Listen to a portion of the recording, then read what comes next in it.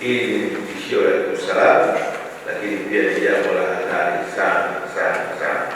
Maana yake tunakaa lakini hatujui watoto wetu hawa wamepotelea wapi.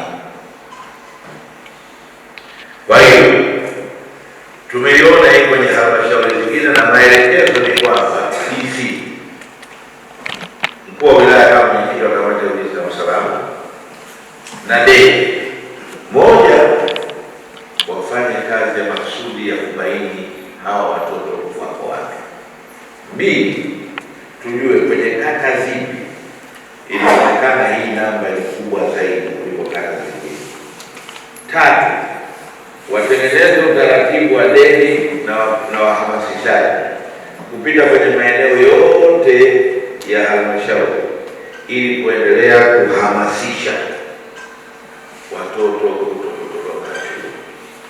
Ndugu zangu, ukiwa na 50% ya watoto wa Ifakara wanapotelea njiani, maana yake ndani ya miaka 10-15 kama tumesomesha watoto 50,000, watoto walioko mitaani hatuwajui, wanafanya mambo ambayo hatuwajui, watoto 25,000 katika 50%.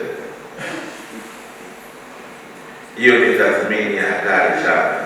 Narejea kwenye tathmini hii, na madiwani tunahusika moja kwa moja. Hawa bwana wanapenda tuambie tatizo hili liko kwenye kata gani, ndio kata ngumu ambayo watoto hawamalizi shule. Kampeni na maana lazima tuhusishe wazazi, na mwenye kata ni diwani. Lazima kampeni hii imhusishe diwani wa kata husika. Waheshimiwa madiwani, naomba turidhie kwamba hizi hatua tulizopeana na SEA ndio hatua ambazo tunatarajia kuchukua ili kupambana na hoja hii ya watoto shuleni kwa kushirikiana na madiwani moja kwa moja. Kwanza kazi ya kufuatilia mtoto kwa ni hoja, kila mheshimiwa diwani kwenye kata yake kama atendaji kwenye kata husika, kwanza kuangalia watoto wangapi walipoti shuleni kama ambavyo hoja stage imetokeza na ratiba zingine kupata baadaye.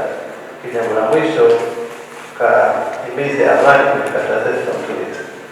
Napenda tu kusisitiza kuna maeneo makubwa mawili ambayo yanaleta changamoto kwenye utendaji wetu, ukiacha mengine. Urejeshaji wa mikopo ya wanawake, vijana na ulemavu ni sehemu nyingi, sio kwetu tu hapa, ni halmashauri nyingi ilikuwa ni changamoto. Kwa hiyo pamoja na usimamizi wa miradi ambayo inafanyika kwenye maeneo yetu, kwa hiyo ni maeneo ambayo nashauri sisi kama wasimamizi kwenye maeneo yetu kwenye kata, tunaomba muweze kushiriki kwa kina, lakini pia kwenye utekelezaji wa hoja ambazo tunazozitoa tunaomba pia muweze kushiriki kwa kina, manake bila kuzisimamia kwa karibu kwa kushirikiana na management, basi utekelezaji wake utachelewa na lengo letu litashindwa kufikia kwa wakati. Sisi kama wasimamizi, waheshimiwa madiwani, tunaahidi kwamba tutaendelea kukumbushana na kuyasimamia ili